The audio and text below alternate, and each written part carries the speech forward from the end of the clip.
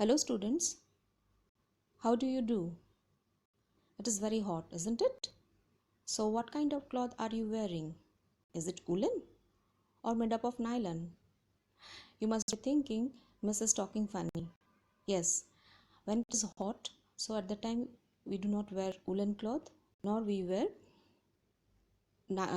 synthetic cloth, synthetic that is nylon or that type of synthetic fabric we wear. Rather, we wear clothes which are soft, which allows the air to pass through, and also absorbent. Absorbent means which can absorb the sweat. Now we are sweating a lot, so this type of cloth we like to wear. We feel very free, right? Feel light and comfortable. This type of cloth made up of what? These are made up of cotton. So cotton, from where do we get cotton? Cotton we get from cotton plant. Last class we read about types of fiber. So natural fiber and synthetic fiber. Natural fiber we get from the plants or from animals. In class 6 you are going to read about the fibers we get from plants. Today we are going to discuss about two plants, fiber yielding plants, that is which produces fiber. Have you ever made wicks for oil lamps? Let us see. I have taken some cotton wool. Actually it is not wool but this spongy, soft, fluffy material, that is that what we say cotton wool. Now if I pull it apart, so can you see the edges of this over here, here. So these are very thin strands. These are actually called cotton fibers. So these cotton fibers, when we have to make a wick for the oil lamp, already one it is made. See what I have to do, it has to be twisted. When it is spun or it is twisted, see we get this wick. This is also another process. Here later on again we are going to learn about this. This is called spinning. See, very thin strand, if I take this and if it is twisted, it becomes thick and we get the yarn or the thread, and this is called spinning. So you have seen the cotton fibers. Where does this cotton wool come from? It is grown in the fields. Cotton plants are usually grown at places having black soil and warm climate. So it has black soil and warm climate, there cotton plants grow.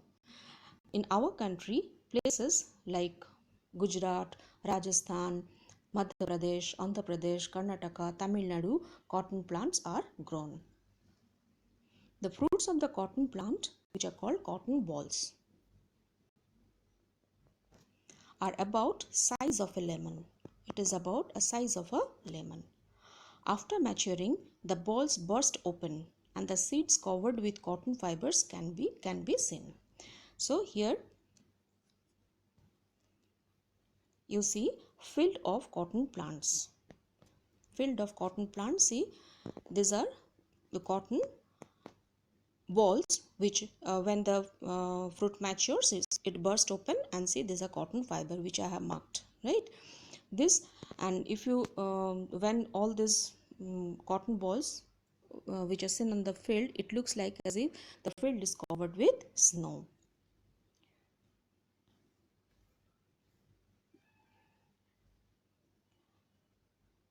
From these balls, cotton is usually picked by hand. So when the cotton balls get matured, it bursts open. So at the time it is by hand, it is picked by the farmers.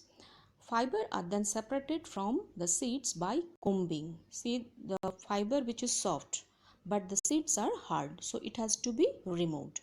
This process is called ginning. That means separation of seeds from the fiber is known as ginning. Separation of seeds from the cotton fiber is known as ginning or ginning of cotton. So at time you get ginning. Ginning was traditionally done by hand. Here you see a picture, a man with a big comb. So this large comb he is separating the seeds from the cotton fiber. So traditionally it used to be done manually by hand. These days machines are also used for ginning. So nowadays machines are also used for separating the seeds from cotton fiber. Next we come to the another fiber yielding plant, that is jute.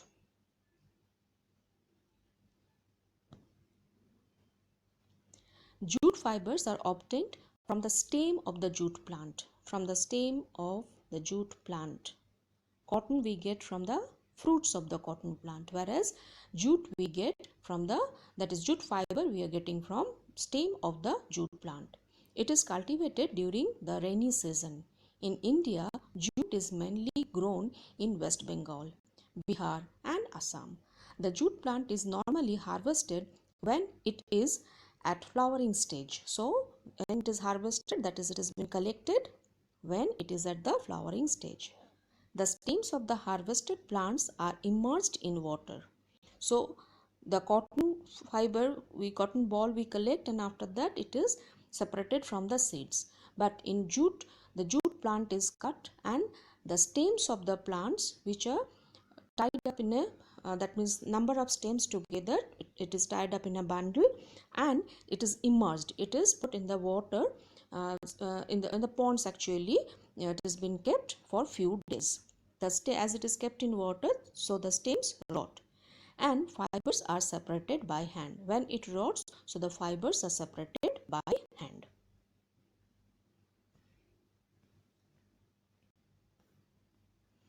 So cotton we get from the cotton plant, and jute fiber we get from the jute plant. Next step, to make fabrics, all these fibers are first converted into yarns. Now we have to make the cloth material. For that we need to convert this fiber into yarns. Yarns means thread. So how do we get the thread from this fiber? The process of making yarn from fibers is called spinning. The process of making yarn or thread from fibers is called spinning. In this process, fibers from a mass of cotton wool are drawn out and twisted. So when it has been taken from the cotton wool, or the cotton fiber actually are drawn out and twisted, or spinning, what we say spinning. This brings the fibers together to form a yarn. This brings, so fibers which are very thin strands, so as it is being twisted, so it brings it together and it forms a yarn. A simple device used for spinning is a hand spindle. Now, how spinning is done? What are the devices what we use for spinning?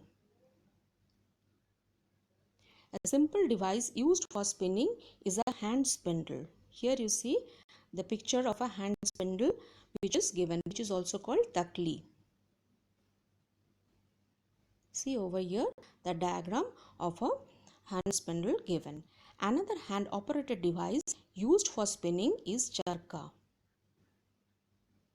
This is charkha. Use of charkha was, so here the picture of charkha given.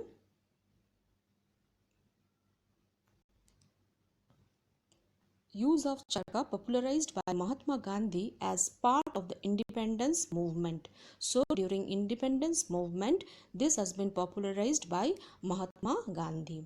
He encouraged people to wear clothes made of homespun yarn. That is, it can be spun or spinning can be done at home. So homespun yarn.